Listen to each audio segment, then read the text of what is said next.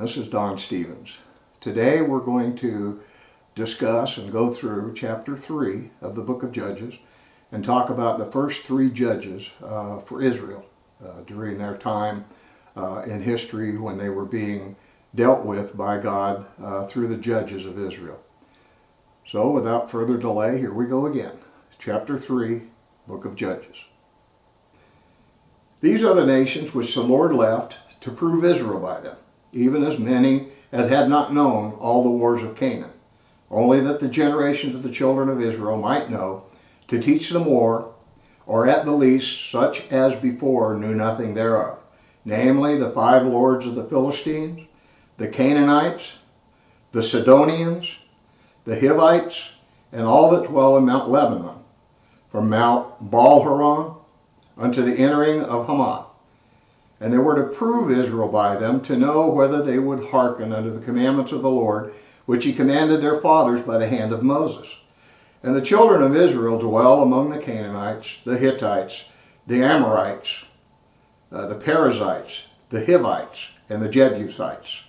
And they took their daughters to be their wives, and gave their daughters to their sons, and served their gods. And the children of Israel did evil in the sight of the Lord, and forgot the Lord their God, and served Balaam in the groves. Therefore the anger of the Lord was hot against Israel.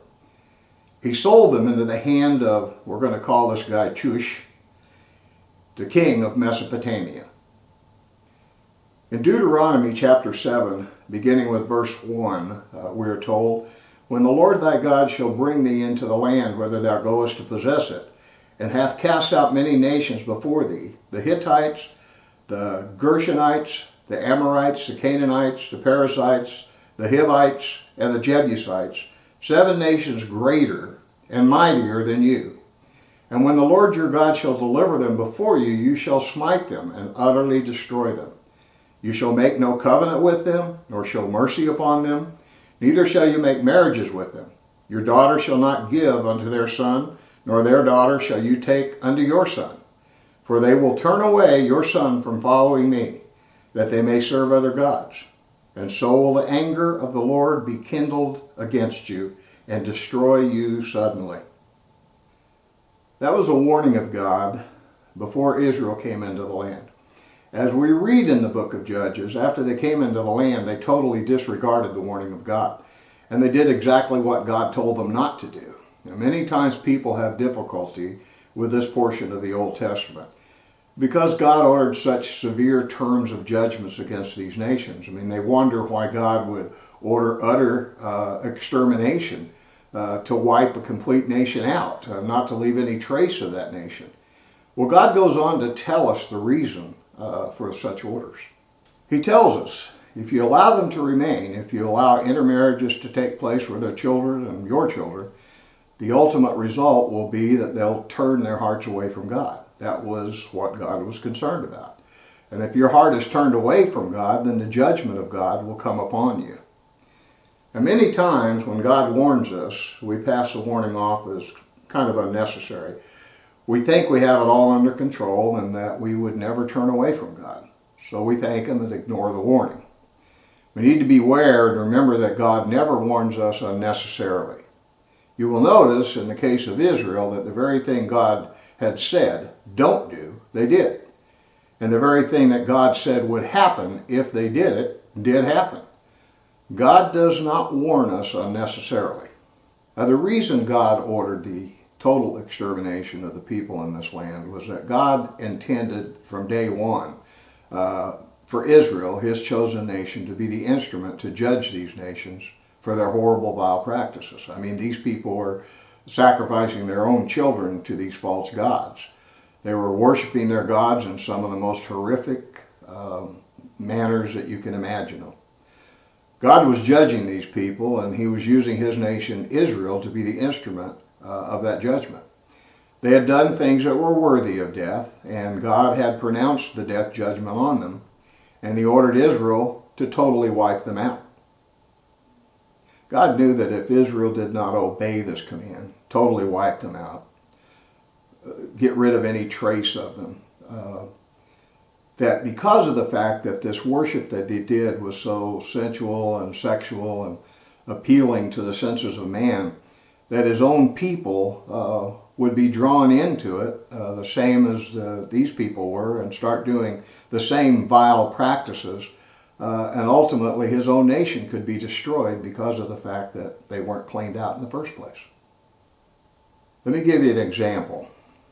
If a rabid dog was about to attack a group of school children, for example, and let's say you're responsible to protect those school children, you wouldn't have a problem dealing with that dog for the protection of those children, up to eliminating the dog.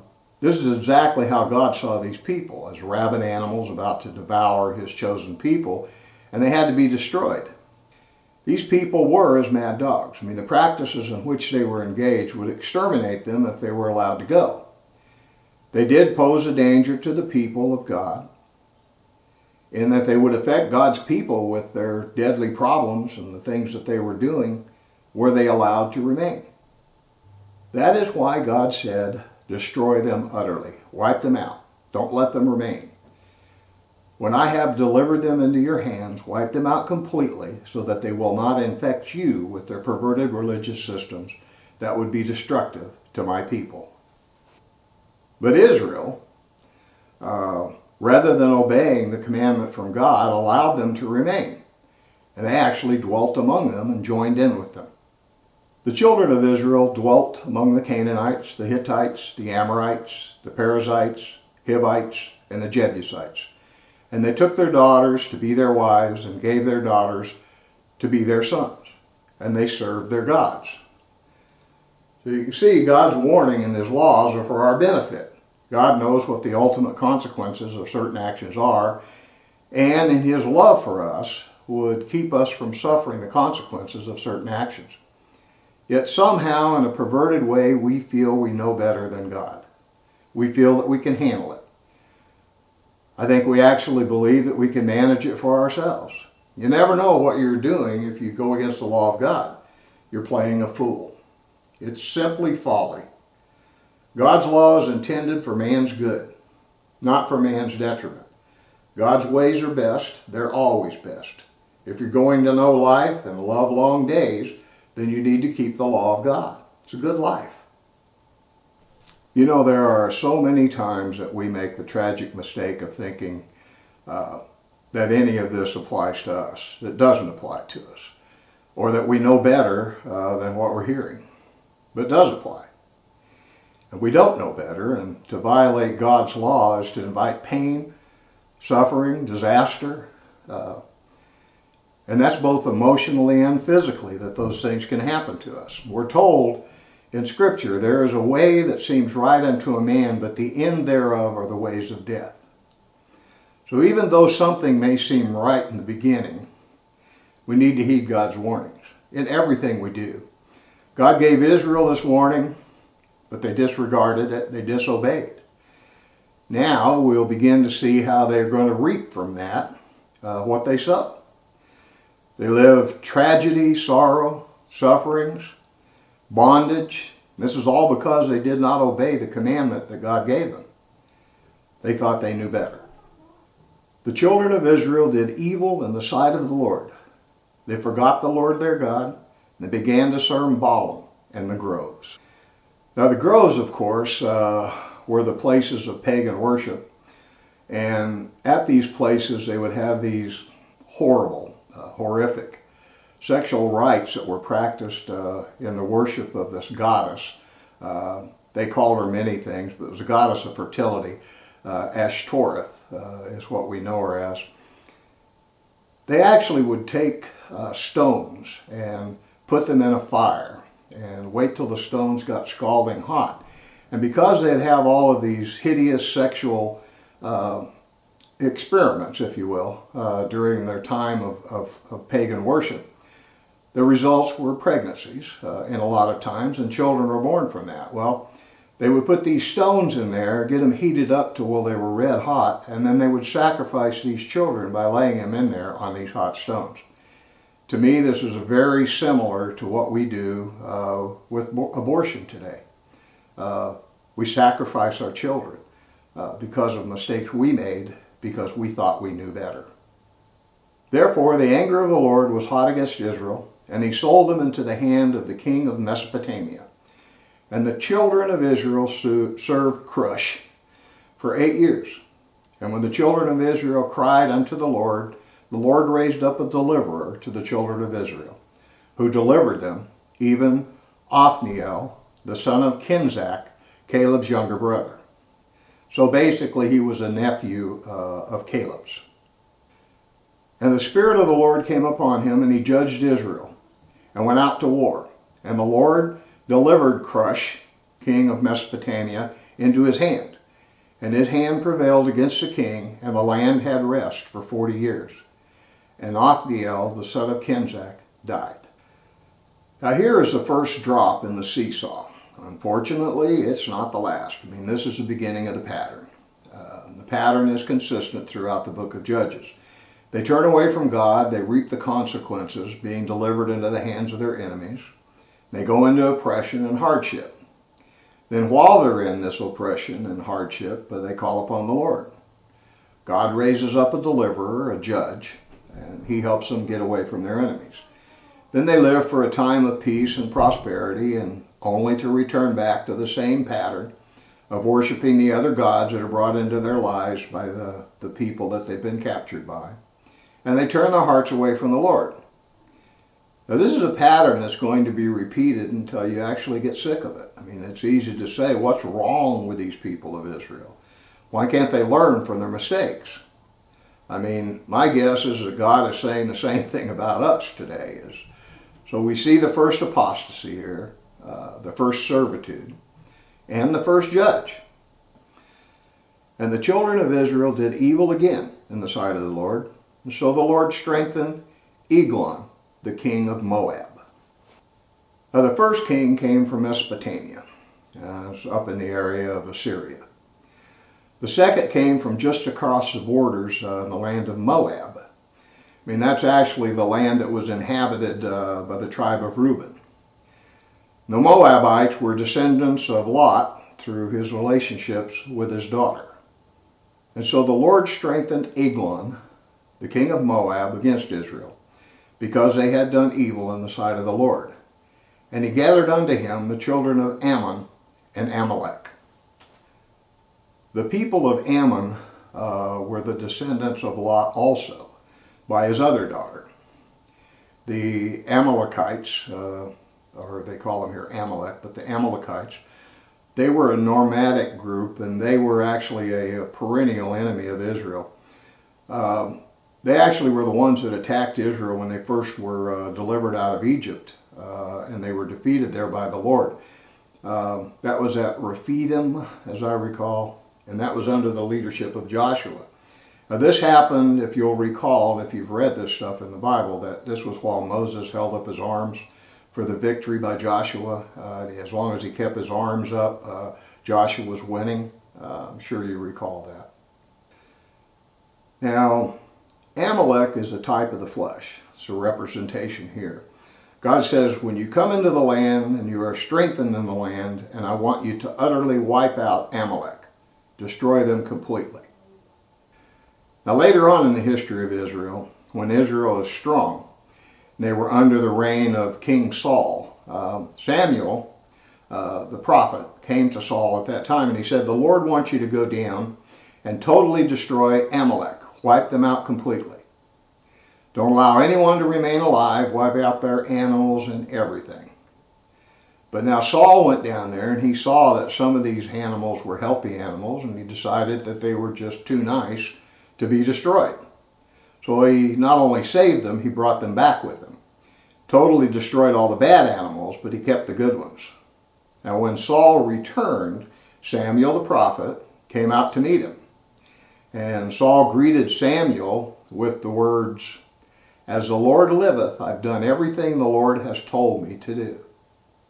That in itself was a lie. Out of Saul's lie, Samuel responded, if you've done everything that the Lord has told you to do, how is it that I hear the bleating of the sheep and the lowing of the cattle? Don't you realize that the rebellion is as a sin of witchcraft? Saul told Samuel that the animals were so fine he decided to bring them back and have a huge sacrifice to God. So he's adding to his lie. Samuel said to him, "To obey is better than to sacrifice, and to hearken is better than the fat of rams. And in that you have rejected God from ruling over you, God has rejected you from ruling over his people." Now Samuel was an old man, and he turned and he started to walk away. And Saul told him, No, don't go. Saul grabbed hold of him by the robe, and Samuel just kept walking. When the robe ripped off in Saul's hands, Samuel turned and said, "So God is going to rip the kingdom from you and give it to another that will serve and obey him." That's the important part of this. Saul allowed Amalek to remain alive. These are the results. Reaping what you sow. Just as kind of a side note here, if you recall the book of Esther, at the time of Esther, Haman, the Agagite, he was also a Amalekite, had plotted the destruction of the nation of Israel, and this was because Saul had disobeyed God. It almost cost the whole nation itself. Now, considering Amalek as a type of flesh, God tells us not to make a covenant with the flesh, to destroy it completely. He said, "If you by the Spirit do mortify the deeds of the flesh, you shall live." God doesn't want us to make any treaties with our flesh. I mean, if we do, the flesh will rise up ultimately and destroy us. That's why God orders the extermination of those things of the flesh. So in this case now, we see that the children of Amalek joined with Moab, Eglon, the king of Moab, and they came across the Jordan River. And they took the city of palm trees, Jericho. So the children of Israel served Eglon, the king of Moab, 18 years. Now the first servitude for Israel was 8 years. This one's 18. God was kind of easy on them when he raised up Othniel. Now comes this Eglon, the king of Moab, and they're serving him for 18 years. But when the children of Israel cried unto the Lord raised them up a deliverer, Ehud, the son of Gera, a Benjamite, a man who was left-handed. Now evidently being left-handed was kind of a regular thing among the Benjaminites. I mean, it's very well may have been a genetic thing. I don't know that for sure, but many of the Benjaminites were left-handed. Later on in Judges, we'll read about 700 men of Benjamin who could use a sling and hit at a hair's breadth at 100 paces. Pretty impressive. And Ehud was a Benjaminite, left-handed, and by him the children of Israel sent a tribute unto Eglon, the king of Moab. Now usually reigning kings would require an annual tribute from the people that they had subjugated. So Israel would have to bring them a tribute annually, and in this case they were to bring it to this king of Moab, Eglon. So Ehud made a dagger that had 2 edges. It was 18 inches long, and he put it under his clothes on his right thigh.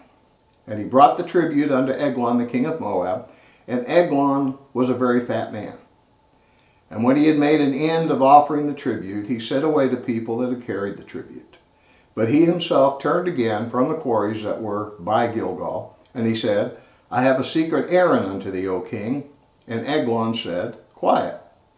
And then he ordered all of his servants out, and Ehud came unto him, and he was sitting in his summer parlor. Now that's an upper chamber of lattice, allowed him the ability to sit up there so the breeze would flow through. And which he had for himself alone. It was his own place. And Ehud said, "I have a message from God unto thee." And he arose up out of his seat, and he put forth his left hand, took the dagger from his right thigh, and thrust it into his belly. And he haft also went in after the blade. And the fat closed upon the blade, and he couldn't draw out the dagger from the belly. And his entrails came out. And then Ehud went through the porch and shut the doors of the parlor upon him, and he locked them. When Ehud had gone out, Eglon's servants came, and when they saw that the doors of the parlor were locked, they said, Oh, he is covering his feet in the summer chamber. And they waited until they were ashamed, and behold, the king didn't open the doors of the parlor. Therefore they took a key and opened them. And behold, their lord was fallen down dead on the earth. And Ehud, in the meantime, escaped while they were waiting, and he passed beyond the quarries, which were at Gilgal. And he came to Sareth. So he was really moving quite fast at this time, running, I suppose. And it came to pass, when he had come, that he blew the trumpet in the mountain of Ephraim, and the children of Israel went down with him from the mount, and he was before them. And he said unto them, Follow after me, for the Lord has delivered your enemies, the Moabites, into your hand. And they went down after him, and they took the fords of Jordan towards Moab, and didn't allow any man to pass over. Now near Jericho, where the children of Israel had crossed over the Jordan to come into the Promised Land, there were these shallow areas.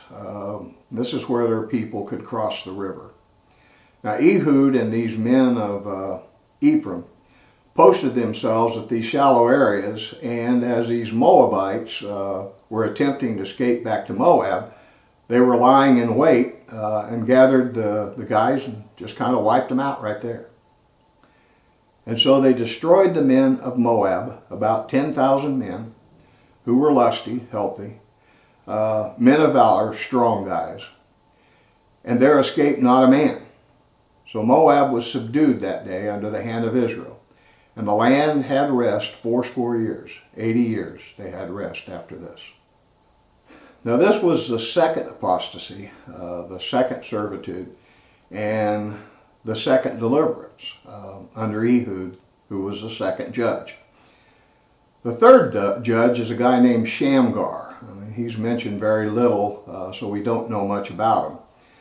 There's only one verse devoted to him here, and just a mention of him in the Song of Deborah. After him, the third judge was Shamgar, the son of Anah, which slew of the Philistines 600 men with an ox goad. He also delivered Israel. Now an ox goad was a pole, kind of like the one you're seeing here.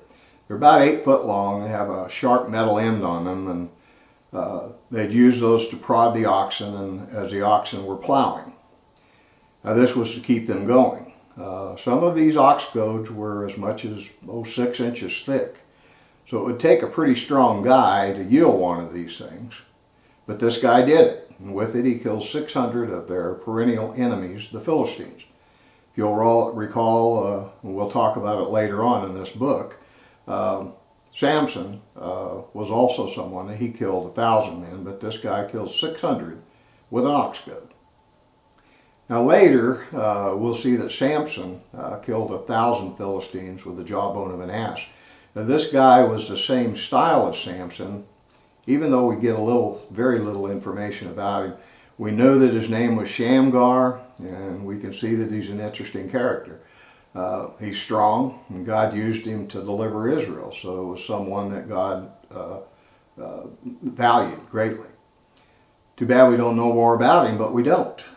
He was special, and special simply because God called him and used him. That's interesting that Israel's been around and God's people since the beginning.